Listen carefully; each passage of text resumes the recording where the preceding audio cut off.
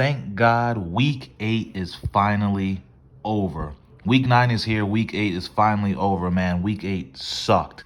I don't know what happened week 8, but week 8 absolutely sucked. 8 underdogs won outright. A freaking backup quarterback on the Jets ruined my ticket. Week 8 just sucked. Thank God week 8 is over. A couple games did hit. We were right about the Packers on Thursday, but just week 8 was weird. You know, Buccaneers lost. Jets beat the Bengals. It was just a weird week 8. Definitely an underdog kind of day. I mean, the Cowboys won with their backup quarterback too. But it didn't matter because the tickets were already, ruined. But week 9, we have all the week 9 spreads here. Thursday, Jets play right away. Jets, Colts. We have all the spreads here. Biggest line movement all week, of course, is in the Packers-Chiefs game. Honestly, there's been some tough games the last couple of weeks simply because of injuries, COVID. A lot of teams aren't playing like they used to. For instance, the Packers-Chiefs game, that could go either way. The Chiefs, doing this video, remember I said I wouldn't even do these if the Chiefs couldn't cover a -3. Chiefs pushed a -3 tease against the Giants. They should have blown those guys out. So it just kind of shows you this season's a little weird right now, in the middle of the pack right now. It's week 9. You're trying to figure out who's real, who's not. It seems like from week to week, one team looks hot, the next week they look like shit. One week they look hot. I mean, there's the consistency level in a lot of teams are kind of lacking right now. So speaking about that Packers-Chiefs game, biggest line movement where the Packers, before COVID with Aaron Rodgers, I guess there's a lot of COVID down there in Green Bay. It went from Packers -1 to now Chiefs are -7. But as you guys all know from the last couple of weeks, the Chiefs can't cover a spread for their life. But here's the thing, it's Aaron Rodgers now, you may not have Devontae and all these other guys, but you had Aaron Rodgers, so you're still good. But now you don't have Aaron Rodgers. But Chiefs defense is, as we all know, garbage. So that's a tough one right there. Jordan Love, but also, as we saw, backup quarterbacks have been doing their thing. Backup quarterbacks kind of showed out last week. So, I mean, that's a tough one there. I don't think a set, because also at the same time, the Chiefs, you feel like, are going to have that run of games where they figure it out, and you don't want to get burned on the one like that. But I think right now, the way the Chiefs are playing, you kind of got to go the other way and see what Jordan Love can do. He has Devontae, strong running game. Chiefs can't stop anyone. I think when the line just moves that hard, you got to go the other way. Maybe you just tease it up just to be safe and hope the Chiefs don't figure these guys, or have the game where Mahomes throws for 3-4 touchdowns, or Kelsey goes off and tease up the Packers to 14. But that's just my take on that one game. Speaking of the Thursdays and the Jets, man, the Jets fucking rocked me last week. That Mike White guy, hey, shout out to you. You're a no-name guy that just came out and just did your thing. Colts, they lost in a close one. Once again, Carson Wentz did something totally stupid and blew the game like he kind of is known for. But now it's a short week. It's Thursday. I'm doing this video on Thursday. I don't think that happens again. I don't think Mike White goes off like that again. Bengals, I thought you were real, but, maybe you just showed up against, the Ravens and you play down to your competition. I think the Colts definitely bounced back against the Jets this Thursday night. And the way things went last week, you know what? I'm going unpredictable. I'm also going to take a Thursday game this week. Usually I try not to, but, we were right on the Packers last Thursday. I do like this matchup against the Colts Jets. I'm not going to take the high spread of the 10.5. I think Carson Wentz will not do stupid things. I think that Colts defense will play much better against the Jets. I am going to show you a ticket where I'm going to take actually the Colts this Thursday. And I'm just gonna run through some of these and just throw some quick stats at you. I actually like the Ravens a lot this week against the Vikings. Ravens are coming off a bye. I like the Ravens coming off a bye. I like the Ravens at home on top of that against the Vikings, who just lost. And you're going up against Kirk Cousins. I really like the Ravens right there. I even kind of like teasing that over down. I didn't do that yet, but I think I might do that. Teasing the over to like 42.5 or whatever the number is, because the Vikings can put up points in the Ravens also. Really like the Ravens there. Also, the Ravens won 11 straight games versus the NFC. 11 straight. Ravens are home, coming off a bye early in the morning. I love the Ravens right there. I'm definitely going to take the Ravens. I don't even think you need to tease it. I think they cover that -6, really. I think they might just come out fresh with fresh legs and just blow these boys out. Another stat, crazy. The Broncos have won 6 straight games versus the Cowboys. I did not know that. Cowboys also won, 3 straight at home? But with the whole Dak, injury, things like that, I know they got rid of Von Miller, but that's a crazy stat right there. They won 6 straight, and you can take the Broncos with plus the points at what? Plus 9.5? Maybe that's worth betting right there, but I definitely, that's a crazy stat you guys should know. The Broncos won 6 straight versus Dallas.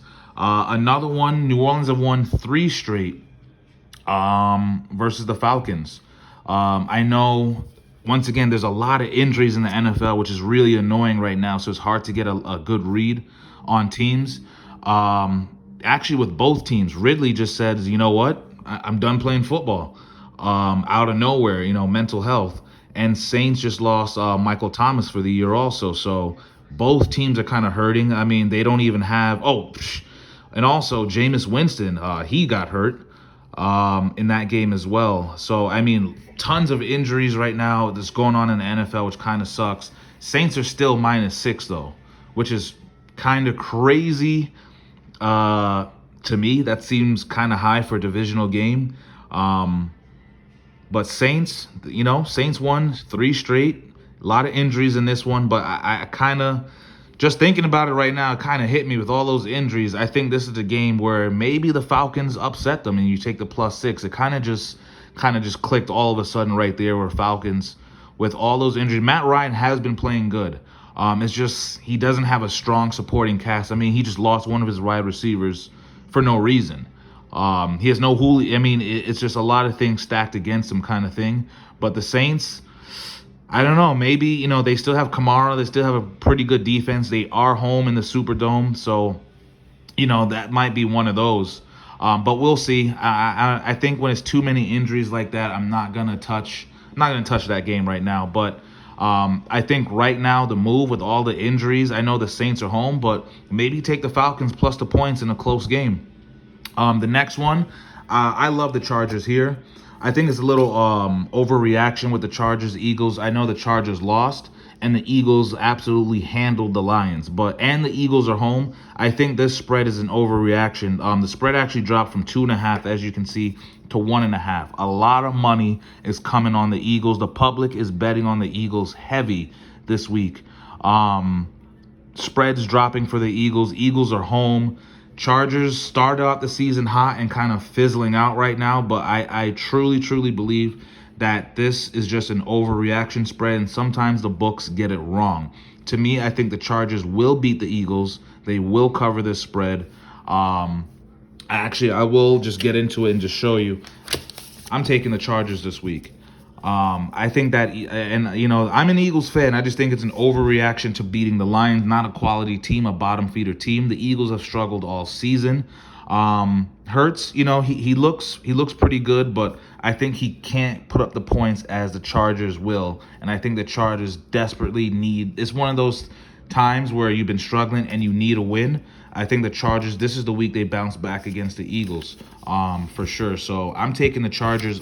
And that's just a money line bet. This isn't a teaser or anything. Just give me Chargers money line right now, -125. So I did that for this week. Cardinals, Niners, once again, a bunch of injuries, which is really annoying, man. Just injuries, COVID, all this stuff.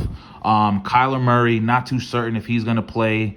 He hasn't practiced all week, and they're saying, oh, he doesn't need to practice. He might play. But when you have that kind of record with only one loss, I just don't want it to come Sunday. Hey, you know what? Just relax. We don't need you. We can afford a loss or two. But if anything, I would tease the over in this one. It's at 46.5. If you can get the over at like 41 or 40, I think that's an easy over, because when these two teams play, they always put up a ton of points. Normally, Cardinals have been averaging, 30 plus points a game. I think last week they only put up, 20, I don't remember the score off the top of my head, but 24, 25 or so. I think the total came out to 46, exactly at 46, whatever the score was last week. But I think you tease that, but Kyler Murray has to play. That's the whole thing. Kyler Murray has to play. It's too early in the week for me to put my money up to risk it. But if you can find out, watch. If Kyler Murray is playing, that's an easy over on a teaser card. I don't even think you even have to tease it. I think they do cover that 46.5. But Kyler Murray has to play. Just not sure yet. And I love the Rams at home against the Titans. No Derrick Henry. I love the Rams at home. Honestly, the Rams are the biggest competition for the Buccaneers for the Super Bowl in the NFC. I love the Rams there. If you can buy a point or a half point, because you don't want to get burned by that half point hook. But I love the Rams at home with no Derrick Henry. At a certain point, injuries are just killing teams. Titans had a chance to make a run in the playoffs, and now they're absolutely done. Without Derrick Henry, the life of your team, I think all year long, the Titans ran the ball 16 times with a different running back other than Derrick Henry. And honestly, I don't even know who the backups are. I know I can Google it, look it, but I know they're making a play for Adrian Peterson, who's like 45 years old. It just doesn't make sense. Rams defense are playing hot. Cooper Kupp is hot. Stafford is hot. They just got Von Miller. I mean, come on, man. Rams at home, that's an easy one in my opinion. Rams at home. And then you got Bears, Steelers. You got to go with the Steelers right now. Bears, Bears are pretty good. Bears are pretty good, but the Steelers, they've somehow been figuring out a way to win games, and the Steelers are home. I am not touching that game just because both teams, I just don't have a lot of confidence in them, in a 6.5 spread right now. I'm just not too certain, but you got Bears, Steelers at home. I would lean to the Steelers only for the simple fact that they are home. Now, some of the bets that I am taking, once again, last week kind of rocked me, so I'm changing things up a little bit. I'm actually going to take a Thursday night game on a 7-point teaser, and I'm going to tease the Colts to -3.5. This is my first time betting for the Colts because, I'm the Carson Wentz #1 hater, but there's no way on a short week, backup quarterback has to travel to the Colts. I think this is a game, Carson Wentz doesn't do nothing stupid, hopefully, and he wins this game. But I really like the 3.5. You know what? Mike White, prove it to me that you are real. Do it again on a short week, and we'll see. But I like that. And Ravens +1 at home against the Vikings. I think that's easy money right there. Ravens +1. And give me the Patriots. Patriots +3.5. Patriots been doing their thing lately. Been liking the Patriots. Now, it's a very, very even matchup with the Patriots and the Panthers. They're both, 4-4? Yeah. Both teams are 4-4. Stephon Gilmore is facing his old team. Patriots have to travel to the Panthers. Defensively, both teams are pretty even, but I'm going to give the Patriots the advantage just on quarterback play and coaching. So I just teased a favorite to an underdog, which really the main point of a teaser is to do that, to change the spread from a favorite line to now you're getting underdog points. So I went from -3.5 to +3.5. It's probably going to be a close game, probably going to be a field goal game, and I have the hook to protect me, but I'm doing those two games. And then I'm taking the riskiest ticket, more of an underdog ticket this week. Once again, these backup quarterbacks showed up last week. Jordan Love, you were a first-round pick. You're getting the start in this one. Let's see what you can do. The Packers drafted you for this reason. You're the heir to the throne. You know, you're the guy after Aaron Rodgers. You're going up against a team with a shitty defense in the Chiefs, but you are still going up against Mahomes, Kelsey, Tyreek Hill, you know, Hardman, all these guys that are fast. But the Chiefs have been playing like shit. They struggled against the Giants, plus 14 just to be safe. Just to be safe, just because the Chiefs cannot cover a spread right now. And remember, the Broncos have won, what, 6 straight versus Dallas? This is my underdog ticket right here. Didn't put up a lot just because, you know, it's an underdog. And I risked the Cardinals-Niners. Actually, I lied in that video. I said screw it and just did take the Cardinals-Niners because I'm hoping Kyler Murray plays, but I did a low amount of money. But hey, if I find out for sure, I might go back and put this on another ticket. I got an over 39. If Kyler Murray plays, that's an easy over hit. But that is my 3 tickets for now. There's still a lot of things up in the air this week. It's kind of weird what's been going on in the NFL right now, but these are my 3 tickets. I'm taking the Chargers, Colts, Ravens, Patriots, Packers, Broncos over in the Cardinals. There's a few other games that I may go back and take. I definitely want to tease down the Bills. Definitely want to tease down the Bills against the Jags. I know that for a fact. I honestly also want to take, where are you? I want to take the Browns. I know the Browns have been acting up. I don't know what they're doing to OBJ. But I think the Browns will win that game outright against the Bengals. Close spread in that one. I think I'm going to tease up the Browns on that one. But I think the Browns win against the Bengals. And I think, was there another one? And I think I'm going to take, I'm going to put the Rams on that one. So I think I'm going to go back. Not for certain. I need to find out more about Kyler Murray. But teams that I think I'm going to go back on are Rams for sure. Bills for sure against the Jags. For sure on a tease. And maybe the Browns. Maybe the Cardinals. But this is what I'm locked in for right now. Maybe I just sit on these 3 tickets right now. But Scouting Bets, let me know what you guys are picking because we need to bounce back and get a win. We got rocked week 8. Underdogs just upsetted us all last week. But these are my bets. Scouting Bets, let me know what you're thinking. Let me know what your tickets are. Let me know if you know any good stats, any good anything. Please like, subscribe. Let me know what you're thinking. Week 9, good luck to everyone. Let's get this bounce back win.